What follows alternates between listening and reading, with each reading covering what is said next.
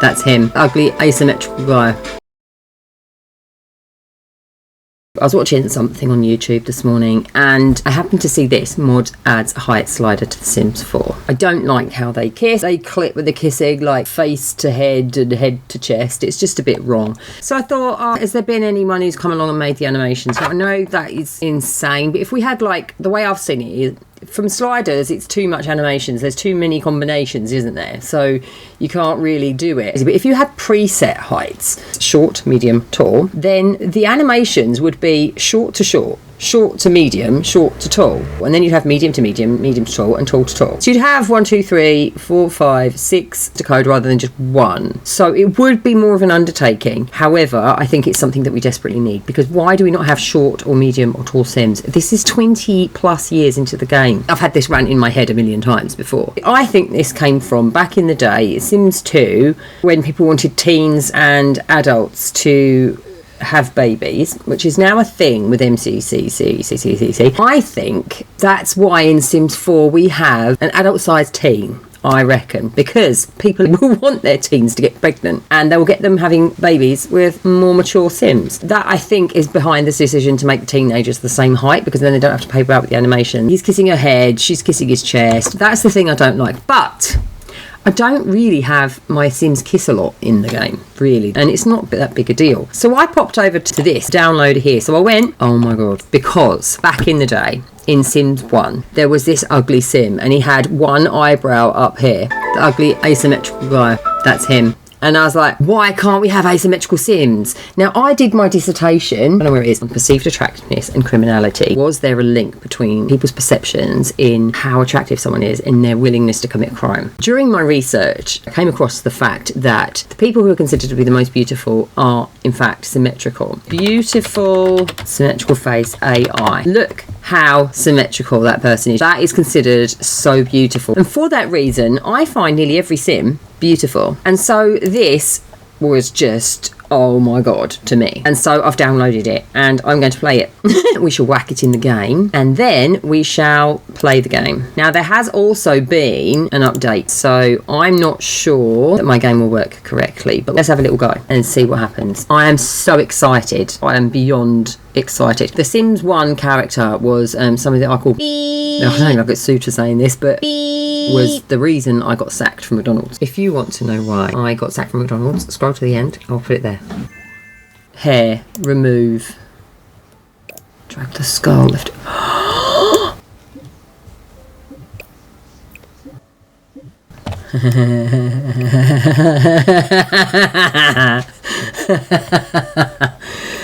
That is hilarious. What I wanted to do was make one eye bigger than the other, the nose wonky. That would have been really cool. I wonder if there's any other mods that would do that. Facial asymmetry, that's Luumia. Ear and hand size, facial asymmetry mod. I bet they're all using Luumias. Yeah, they're all Luumias. Humans prefer slight asymmetry. Yep. Yeah, this is all Luumia's one. Dang it. Look, a lot of people have done this. Didn't even hear about it. Asymmetrical Sim slider, Sims 4. Facial asymmetry slider, that's Luumia, isn't it? Yeah, it's the same one. Oh god, when did that stop recording? That's it. Right, now if we can make the neck bigger and more out. Oh yeah, he's going to be taller, isn't he? Wow, we've got height sliders now, boy. How does it work? Where'd you click on it? Drag the neck up and down in front of you. Right. Oh look, he's going to be tall. He is quite tall, not overly tall. That is my husband. Right, brilliant. Tick. That's him. Facial beard. I've got some extras now. I've got some Luumia ones. This is my husband, but it's actually, he's got sort of salt and pepper. Yeah, that's him. Oh. But he's got very black eyebrows. I'm going to click him off match eyebrows. Yeah, they're kind of that. That is my husband. Oh, one of my mods is not right. It's because I've had an update. I'm going to have to update all of them. Save to my library. Yeah, that worked really well. I'm very, very chuffed with that. I love it. I think it could be developed more. We definitely need something to sort of balloon out a little bit of something to make it a little bit more asymmetrical. And I don't know if I'm the one to do it. I've never modded anything in my life, so maybe I could come up with something. We could have a go. I think I need to get into modding, really, because there are so many things that I want to fix within this game that nobody else has, and maybe I should have a go. We'll check back here soon if you want to find out how that went. I'll have a go. So thanks for watching, and see you soon. God bless. Yeah, I get into a bit of a life story thing here. So I'm going to stick it on the end of the video. And if you want to keep watching and find out a bit more about me and my past crap that I've been involved with, yeah, it's a bit heavy. Yeah, I go quite heavily here. The Sims 1 character was somebody that I call... I don't know if I get sued for saying this, but was the reason I got sacked from McDonald's. He was the shift manager on the shift before mine. I did the evening shift, he did the afternoon shift. And when I went to cash up that evening, one of the girls was down on her till. She was down about the price of a medium meal. When I said this to her, your till's down about £3, and she was like, oh, Matt did a refund earlier on my till, but he didn't actually put it through the till. And I was like, okay. So I went to do a refund through someone else's till, put it back into her till. Now it's all balanced, right? The rest of the evening went off without a hitch, and then the same thing happened with till. And I was like, did you do a refund off your till? And she said, oh, I don't know. And I was like, well, why would you be £3 down? Now, she's not the type to steal. So I just thought, well, it's very likely that. So let's go and do another refund, balance it out. And that's not the procedure. So I went out onto the front counter and I spoke to you, is it right if I do a refund for your till? And he was like, no, you're not doing a refund for my till, I'm going to get disciplined for that. And I said, oh, you won't get disciplined, it's me on the shift doing it. And he was like, no, I'm not having it. And I said, okay, that's fine, I'll use someone else's till. So obviously I went off, did do someone else's. So I ended up doing a refund manually through someone else's till, when they're taking the cash out of there and putting it back in the till and balancing it out. Now, that's not the procedure you're supposed to do. You're supposed to discipline the staff. But how am I supposed to know if done that or not? So I felt I was doing them a favour, I felt I was doing him a favour. And to be honest, things were a little bit funny in that store. There was actually, when I was trained up, I was told by one of the assistant managers that if the safe is out of the evening, you can take the money and go and buy some fag. Yeah, but there was a lot going on in that store. There was one of my really good friends had her credit card stolen on the shift, and we found out later on that person whoever stole her card had gone downtown and spent £2,000 on her credit card, and she was like a visiting student.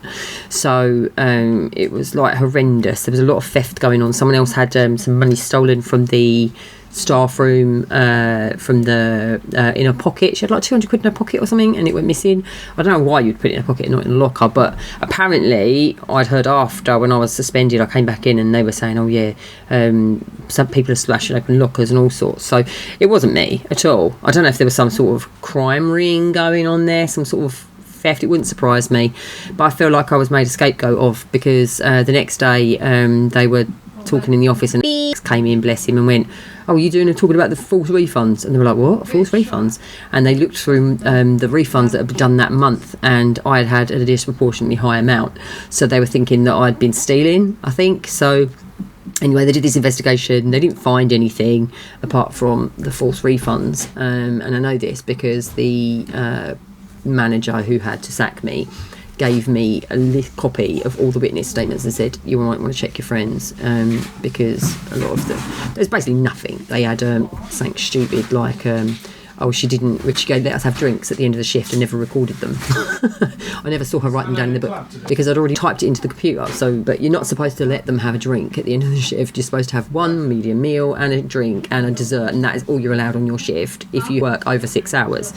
So yeah, I wasn't following procedure there either by letting them have a drink at the end of the shift, and people reported me for that.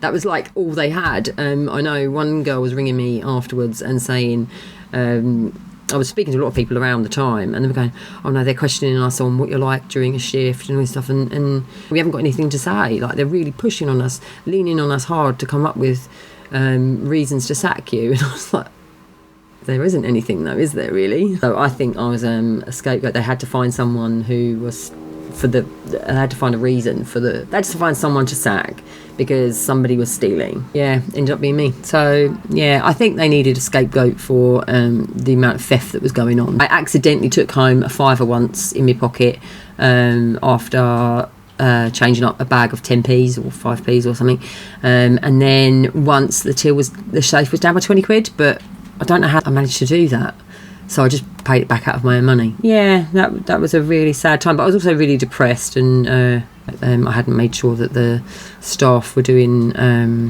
cleaning the stainless steel properly and things like that, but I didn't notice. I was just my mum was she'd been arrested and was about to go to prison. There is a genetic component to depression and mental illness, and my family has it. My mum was depressed, my sister's been depressed, my other sister's bipolar. There's quite a lot of issues mentally in our family. I have PTSD. But back in the day, there was this boy that I used to work with who I covered up his transgression. I covered up his mistake, and I shouldn't have, basically, and it ended up getting me sacked. So that was a trying time in my life, and then I obviously got sacked, and then my then boyfriend, we'd been together for 8 years or something like that, and obviously I knew something was wrong, was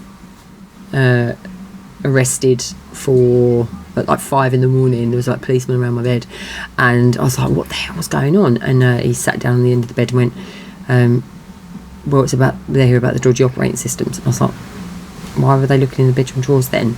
Like, and he was just like, oh, okay, I'll tell you the truth, guys, can you leave us to this policeman? And the policeman said, no, we won't leave, I'll stand right here in the doorway. And I was thinking, what is going on? And so he sat down on the end of the bed and he said, okay, don't freak out, which automatically makes you think, don't give me anything to freak out about then. So he then said that he'd been downloading child porn for 3 years prior. And I laughed. I was like, what? And realised he wasn't joking. I was like, are you being serious? And I thought I was going to be sick.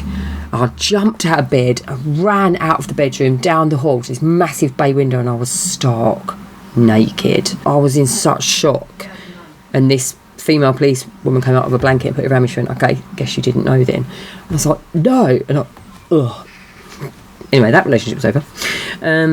But there'd been a lot going on. So I wasn't performing to my best. I was a bit of a mess, and really what I probably should have done was ask for help, really, and said, like, I'm massively depressed, I'm on antidepressants, I'm not doing very well, and maybe they would have got me some help. But as it was, I ended up not following company procedures and thinking that I was helping friends out by not shopping in for not doing things properly.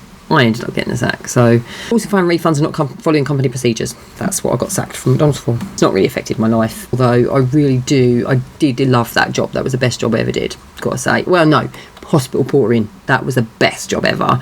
But yeah, I really enjoy customer facing roles, actually, and I'm quite good at it when I'm not depressed, and my mum's not going to prison and my boyfriend's not a paedophile. So so I got sacked. My boyfriend turned out to be, my mum was in prison. But being depressed, I ended up getting really scared of talking to people and developing like massive anxiety and all this sort of stuff, and it was horrendous. So I went and got my degree in social science, so basically psychology, and then I got married and then ended up having 4 kids, and the youngest one has only just gone and started school. So I work as a proofreader at the moment. I'm pretty good at that, so good that my sister reckons I should teach it. But I don't want to. I like making videos on here, and I hope you let us know.